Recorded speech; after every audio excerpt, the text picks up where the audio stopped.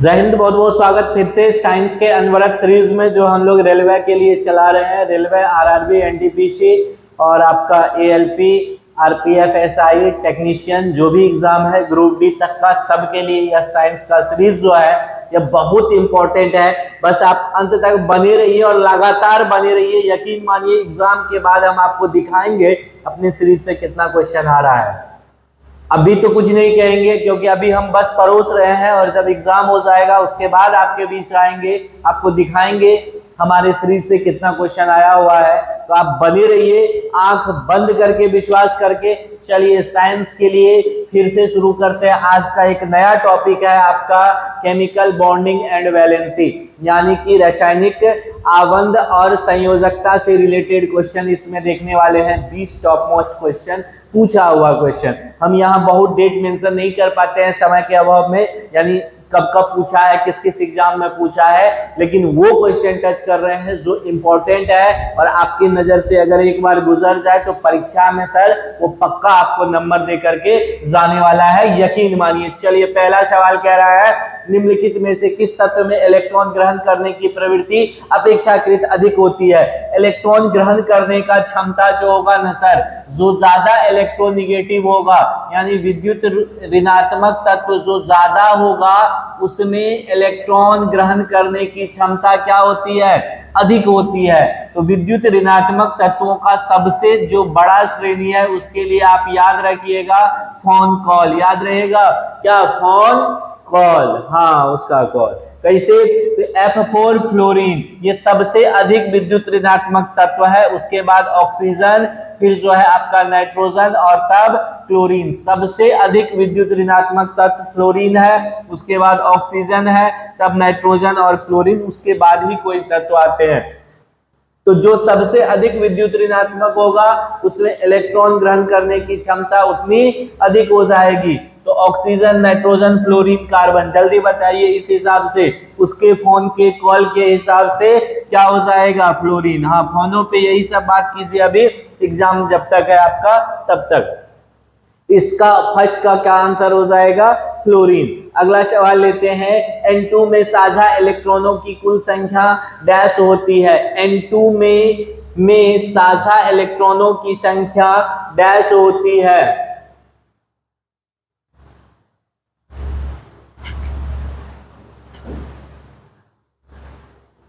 हाँ 2 नंबर ना, N2 में देखिए 2 नंबर सवाल कह रहा है कि N2 में साझा इलेक्ट्रॉनों की कुल संख्या, N मतलब नाइट्रोजन, नाइट्रोजन का एटॉमिक नंबर सर 7। अगर कॉन्फ़िगरेशन लिखिएगा 2 5, इसको कितना इलेक्ट्रॉन चाहिए, 3 इलेक्ट्रॉन। कितना इलेक्ट्रॉन, 3 इलेक्ट्रॉन। इसीलिए नाइट्रोजन जो है N2 के फॉर्म में जब रहेगा तो 3 इलेक्ट्रॉनों का साझा कर लेगा। कितने कितने इलेक्ट्रॉन का, 3 इलेक्ट्रॉन का साझा करके क्या बना लेगा, 3 आबंध। कैसा आबंध, 3 आबंध, संयोजी आबंध। तो N के बीच में कितना आबंध होता है सर, 3 आबंध होता है। कैसा आबंध होता है, सहसंयोजी आबंध होता है। और ट्रिपल बॉन्ड में याद रखिएगा सहसंयोजी आबंध है तो कितने इलेक्ट्रॉनों की कुल संख्या साझा होती है, बताइए। 6, 3, 4 और 8। तो साझा 3 को ये किया है और 3 ये किया है, तो कुल साझा इलेक्ट्रॉनों की संख्या N2 में कितनी है सर, 6 है। कुल साझा इलेक्ट्रॉनों की संख्या 6 है। एक नाइट्रोजन परमाणु कितना करे ये पूछ दे तो 3, लेकिन N2 में कुल कितना साझा हुआ तो 3 एक नाइट्रोजन परमाणु और 3 दूसरा नाइट्रोजन परमाणु, यानी कुल मिलाकर के 6 इलेक्ट्रॉन साझा हुआ इसमें। अगला सवाल, निम्न में से किस तत्व की संयोजकता 3 है। संयोजकता 3 मतलब, वैलेंसी 3 मतलब कोई भी तत्व जो अपने बाह्यतम कक्षा को ऑक्टेट या डुप्लेट पूरा करने के लिए जितना इलेक्ट्रॉनों को खोता या प्राप्त करता है उसी को संयोजकता अर्थात वैलेंसी कहते हैं। तो बताइए इनमें से कार्बन, कार्बन का सर एटॉमिक नंबर 6 होता है, 2 4, या तो ये 4 इलेक्ट्रॉन प्राप्त करेगा या 4 इलेक्ट्रॉन देगा, तो इसका संयोजकता 3 नहीं है। एल्यूमिनियम का एटॉमिक नंबर 13, अगर कॉन्फ़िगरेशन लिखिएगा इलेक्ट्रॉनिक विन्यास 2 8 3, या तो ये 3 इलेक्ट्रॉन देगा या 3 इलेक्ट्रॉन प्राप्त करेगा। तो यही तो पूछ रहा था कि संयोजकता 3 किसका है, तो ऑप्शन नंबर क्या हो जाएगा, बी। आगे बढ़ने की सर जरूरत ही नहीं है, जब आंसर मिल गया खटाक से मारिए और फटाक से आगे बढ़ जाइए। कार्बन यौगिकों का गलनांक आयनिक यौगिकों की तुलना में कम क्यों होता है? कार्बनिक यौगिक जो भी होंगे सर, जो भी हाइड्रोकार्बन या हाइड्रोकार्बन व्युत्पन्न होगा ना, उसका आयनिक यौगिकों की तुलना में गलनांक कम होगा, क्योंकि हाइड्रोकार्बन या कार्बनिक यौगिक में सहसंयोजी आबंध होते हैं, जबकि आयनिक यौगिकों के बीच में आयनिक आबंध होते हैं। आयनिक आबंध अधिक मजबूत होता है, जबकि सहसंयोजी आबंधों की उपस्थिति के कारण ये कमजोर होता है, क्योंकि सहसंयोजी जो होता है वह कमजोर किससे? बल से, वंडरवाल फोर्स से जुड़ा रहता है। समूह 17 के तत्वों की संयोजकता पूछ रहा है। एक और बात पूछ सकता है, संयोजी इलेक्ट्रॉनों की संख्या। समूह 17 के तत्व जैसे फ्लोरीन, क्लोरीन, ब्रोमीन और आयोडीन, ये सब क्या कहलाते हैं? हेलोजन्स कहलाते हैं। समूह 17 के तत्व सर हेलोजन्स कहलाते हैं। जैसे इसका एटॉमिक नंबर 9 है, कितना है? परमाणु संख्या 9, कॉन्फ़िगरेशन 2-7, ऑक्टेट यानी अष्टक पूरा करने के लिए कितना इलेक्ट्रॉन चाहिए? 1 इलेक्ट्रॉन। और अपने बाह्यतम कक्षा में ऑक्टेट या डुप्लेट यानी कि अष्टक या 2 इलेक्ट्रॉन पूरा करने के लिए जितना इलेक्ट्रॉन की जरूरत होती है उसी को तो संयोजकता कहते हैं। कितना इलेक्ट्रॉन चाहिए? 1 इलेक्ट्रॉन। तो संयोजकता कितना हो जाएगा सर? 1। समूह 17 के तत्वों का यानी हेलोजन्स ग्रुप का संयोजकता कितना होता है? 1 होता है। नाइट्रोजन परमाणु का कौन सा कोष N2 अणु बनाने में भाग लेता है? नाइट्रोजन परमाणु जो होता है, नाइट्रोजन परमाणु मतलब N मतलब एटॉमिक नंबर 7, कॉन्फ़िगरेशन 2-5। तो इसका ये K सेल है और ये इसका L सेल है। तो इसी सेल से ना जो ये क्या करेगा? 3 इलेक्ट्रॉन और दूसरा का भी 3 इलेक्ट्रॉन मिलकर के साझा करेगा। तो किस कोष का? L कोष का। कौन सा इलेक्ट्रॉन? चूंकि बॉन्डिंग में जब भी भाग लेगा बैलेंस इलेक्ट्रॉन जो बाह्यतम कक्षा में, और इसका बाह्यतम कक्षा सर कौन सा कक्षा है? L कक्षा है। इसलिए इसके बॉन्डिंग में कौन सा भाग लेगा? अणु को बनाने में या आबंध बनाने में सर L कक्षा भाग लेगा। याद रखिएगा, टॉप मोस्ट बात है। 7वां सवाल, सहसंयोजी यौगिक सामान्यतः निम्न में से कौन सा गुणधर्म प्रदर्शित नहीं करते हैं सर? इस पे ध्यान रखना है, ये बड़ा खतरनाक शब्द है, नहीं करते हैं। ये विद्युत और उष्मा के कुचालक हैं, सही बात है। ये इलेक्ट्रॉनों की साझेदारी करते हैं, ये भी सही बात है। ये सामान्यतः आयन नहीं बनाते हैं, ये भी सही है। ये कार्बनिक विलायक में विलय नहीं है, नहीं, ये कार्बनिक विलायक में ही विलय है, यानी कि ये प्रॉपर्टी इसका गलत है। तो ऑप्शन नंबर डी हो जाएगा। देखिए, सहसंयोजी यौगिक का यह क्वेश्चन आपको टोटल गुणधर्म याद करवा दिया। क्वेश्चन एक लेते हैं ना तो थ्योरी भी क्लियर हो जाता है। तो इसका ऑप्शन नंबर डी सही हो जाएगा। 8वां सवाल को पढ़िए। नाइट्रोजन अणु के निर्माण में शामिल सहसंयोजी आबंधों की संख्या कितनी है? अभी तो नाइट्रोजन अणु बनाए थे। नाइट्रोजन अणु मतलब परमाणु नहीं, अणु मतलब N2। अभी क्या किए थे? 3-3 इलेक्ट्रॉनों का सर साझा करवाए थे, तब जा करके ये परमाणु बना था। तो पूछ रहा है अणु के निर्माण में शामिल सहसंयोजी आबंधों की संख्या। तो नाइट्रोजन के बीच में कैसा बॉन्ड? Triple bond. कितने आबंध? 3 आबंध। कितने आबंध? 3 आबंध। आबंध का नेचर सहसंयोजी। अगला सवाल, प्रोपेन अणु में 3 कार्बन परमाणुओं द्वारा सभी हाइड्रोजन परमाणुओं के साथ कुल कितने इलेक्ट्रॉनों की साझा होती है? सर एक चीज देखिए, प्रोपेन जो बतवा बोल रहे हैं ना, इसको लास्ट तक दिमाग में छाप के रखिएगा, जब तक ब्याह नहीं हो जाता है तब तक। प्रोपेन मतलब अल्केन ग्रुप का ये कंपाउंड है। इसका formula C3H8, propane, methane CH4, ethane C2H6, propane C3H8, butane C4H10, फिर जो है पेंटेन C5H12। याद रखिएगा, पहले होता है मेथ, एथ, कार्बन और उसके यौगिक में पढ़ाएंगे, प्रोप, ब्यूट, पेंट, शर्ट नहीं, हेक्स, हेप्ट, ऑक्ट ऑक्टनो, सब में वैसे आ लगा रहता है। Metha, etha, propa, buta, penta, hexa, hepta, octa, nona, deca, undeca, so on चलता है, लेकिन हमको यहाँ आ हटा देना है। तो चलिए, प्रोपेन मतलब कार्बन 3, तो हाइड्रोजन 2 गुने से 2 ज्यादा, हाइड्रोजन कितना 8, प्रोपेन मतलब C3H8, प्रोपेन मतलब C3H8। अब देखिए सवाल क्या पूछा है यहाँ पे, उसको डील कर लेते हैं। कार्बन परमाणुओं द्वारा सभी हाइड्रोजन परमाणुओं के साथ कुल कितने इलेक्ट्रॉनों की साझा होती है, इसका एक बार साझेदारी दिखाइए। पहले 3 कार्बन है तो 1 2 3 इलेक्ट्रॉन डॉट स्ट्रक्चर लिखिए, काम चल जाएगा आपका। 3 लिख लिए। अब देखिए यहाँ एक हाइड्रोजन, यहाँ एक हाइड्रोजन, यहाँ एक हाइड्रोजन, यहाँ एक हाइड्रोजन, यहाँ एक हाइड्रोजन, यहाँ फिर 3 हाइड्रोजन इधर, 3 3 6 2 8 इलेक्ट्रॉन, एक यहाँ रहेगा, एक यहाँ रहेगा, एक यहाँ, एक यहाँ, एक यहाँ, एक यहाँ, एक यहाँ, एक यहाँ। तो पूछ रहा है कि हाइड्रोजन परमाणुओं के साथ कुल कितने इलेक्ट्रॉन साझा करते हैं। तो सर जितना हाइड्रोजन रहेगा ना उतने ने साझा करेगा, तो 3 3 6 2 8 इलेक्ट्रॉन साझा करते हैं। कितने इलेक्ट्रॉन, क्योंकि एक हाइड्रोजन एक इलेक्ट्रॉन लेगा और एक इलेक्ट्रॉन देगा, मतलब एक हाइड्रोजन एक ही इलेक्ट्रॉनों का साझेदारी करेगा। तो कुल मिलाकर के 8 हाइड्रोजन तो 8 इलेक्ट्रॉन, तो सीधा खटाक से मार देना है, जितना हाइड्रोजन उतने के साथ कार्बन क्या करेगा, उतने इलेक्ट्रॉन को दे करके साझा करेगा। कार्बन परमाणुओं के संयोजकता कोष में उपस्थित इलेक्ट्रॉनों की कुल संख्या कितनी है।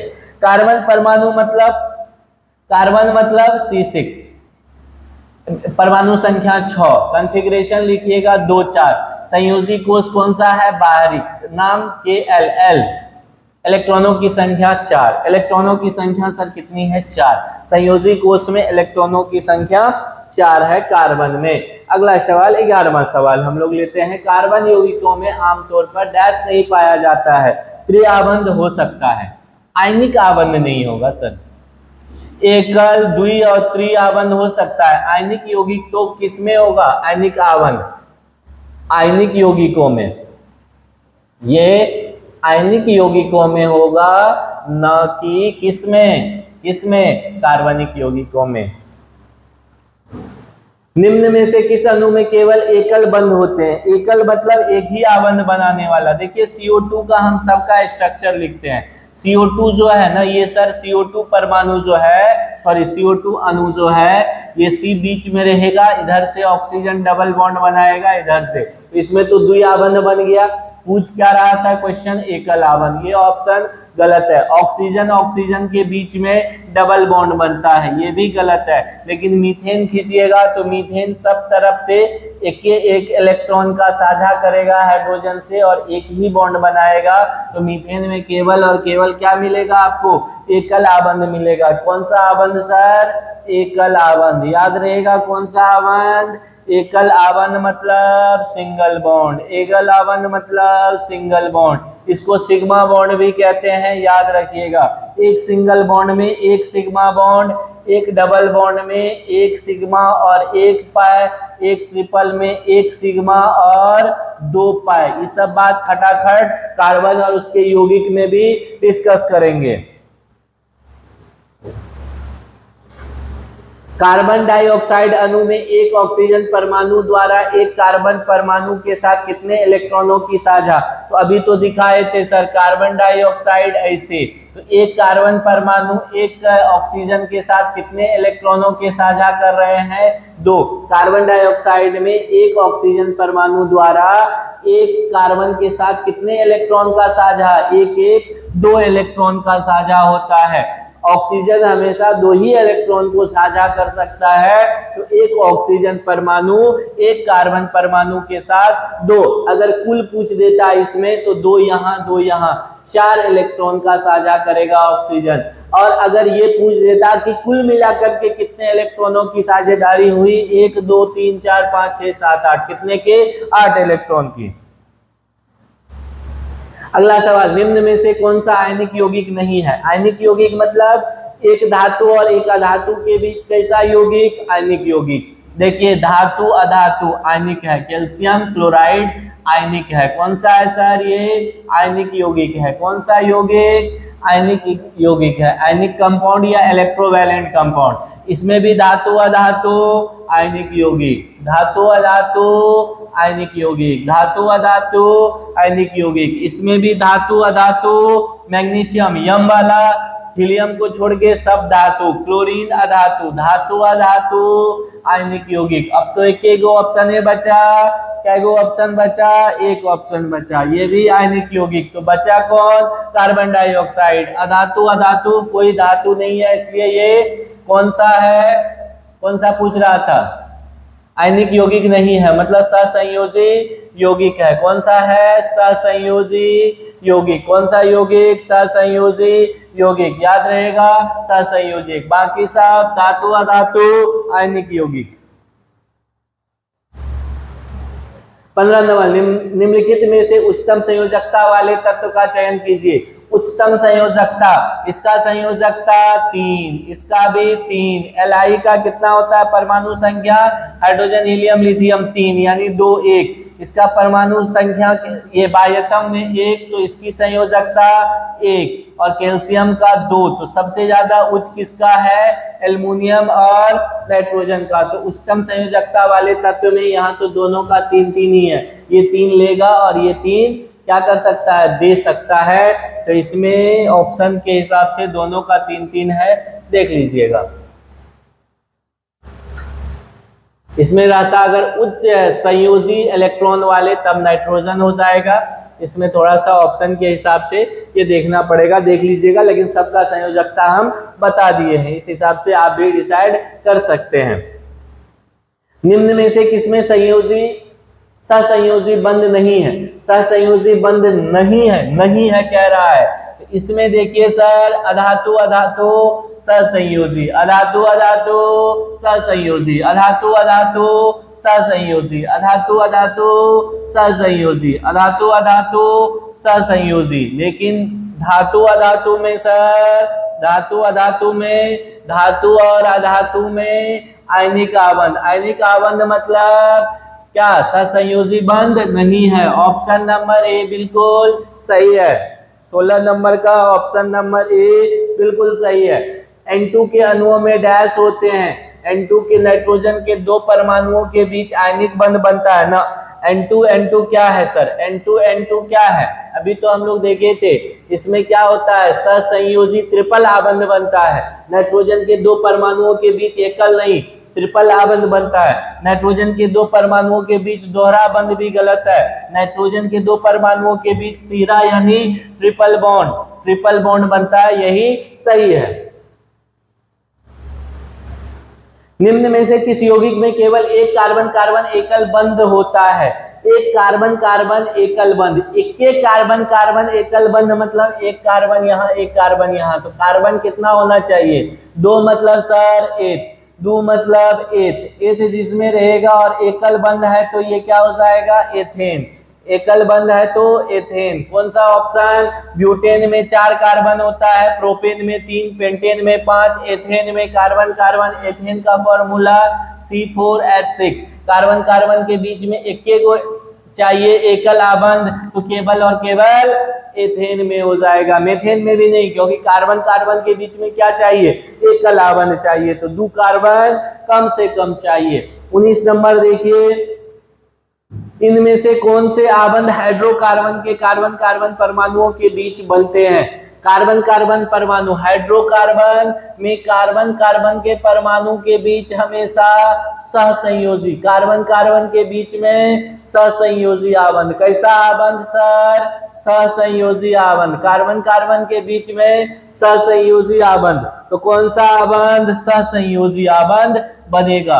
और समन्वय संयोजी मतलब कोऑर्डिनेशन बॉन्ड होता है इंग्लिश में, याद रखिएगा। आयनिक आबंध मतलब इलेक्ट्रोवैलेंट या आयोनिक बॉन्ड कहते हैं इसको, ये भी याद रखिएगा। आगे बढ़िए, 20वां सवाल, साइक्लोहेक्सेन। साइक्लोहेक्सेन देखे हैं, साइक्लोहेक्सेन देखिए, साइक्लिक वाला हेक्सेन बनाते हैं, 1 2 3 4 और 6 हो गया। 1 2 3 4 5 6, 6 को क्या कहते हैं?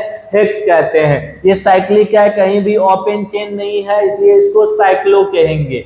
और कार्बन कार्बन के बीच में सब जगह सिंगल बॉन्ड, इसलिए ये अल्केन। तो ये क्या हो जाएगा? साइक्लोहेक्सेन। अब किसको कितना बॉन्ड चाहिए? कार्बन कितना बॉन्ड बनाता है? 4 बॉन्ड बनाता है, क्योंकि ये टेट्रावैलेंट होता है, चतुसंयोजी यौगिक होता है कार्बन। ये भी छपने वाला सवाल है। तो कार्बन कितना बॉन्ड बनाएगा सर? 4 बॉन्ड। बना कितना बॉन्ड रहा है? 2 बॉन्ड। इसको कितना हाइड्रोजन चाहिए? 2 हाइड्रोजन चाहिए। सबको कितना कितना चाहिए? 2 हाइड्रोजन चाहिए। सबको अगर 2 हाइड्रोजन चाहिए तो कार्बन कितना है सर? 6 है। कार्बन कितना है? 6 है। तो 6 दूनी 12, तो किसके साथ बना लेगा? हाइड्रोजन। तो पहले पूछ रहा है कार्बन कार्बन बंध कितने। सब की बात देखिए, छोड़ दीजिए इसको, खाली जगह कुछ नहीं है। इस सवाल पूछ रहा है कि पहले ये बताइए कार्बन कार्बन आबंध कितने हैं। तो कार्बन कार्बन 1 2 3 4 5 6। कार्बन कार्बन आबंध कितने हैं? 6 हैं। अब कह रहा है कार्बन हाइड्रोजन बंध बताइए कितने हैं। तो प्रत्येक कार्बन 2 हाइड्रोजन के साथ बना रहा है और टोटल नंबर ऑफ कार्बन 6 है। तो कार्बन हाइड्रोजन बंध कितना हो गया?